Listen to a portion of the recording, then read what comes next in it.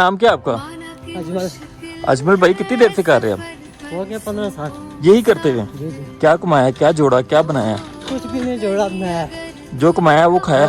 बच्चों को मैं घर का खर्चा पूरा जाए। माशाल्लाह। कितने बच्चे बड़ी हैं? मुश्किल है, 3 बच्चे, 2 बेटे 1 बेटी है। अच्छा, घर इधर ही है आपका? जी जी। तो ये फैसिलिटी की घर इधर है आपका। तो आजकल सवारियाँ रश मुझे कम लग रहा है, बहुत काम है, साजी काम ही नहीं है, क्या वजह है इसकी? कोई समझ नहीं है पास। मरी के लोगों की वजह से तो नहीं कोई? नहीं, अच्छा सीजन अभी आउट जा रहा है। ठीक है। तो ये बारिश बुरिश कब हुई है यहाँ पे? ये 2 दिन हो गए। 2 दिन पहले हुई थी। जी। रोज कितनी की सवारी मिल जाती है? 12 मिल जाती है। गाड़ी निकल जाती है। हाँ जी। वो 2 गए। लो जी, मैं भी नहीं बैठना चाहता था, तो मुझे ज़बरदस्ती जो है ना वो कैल की है, क्योंकि जवान है, लाते जवान है माशाल्लाह भी फ़िलहाल, तो अच्छा नहीं लगता कि वो बंदा धक्का लगाए।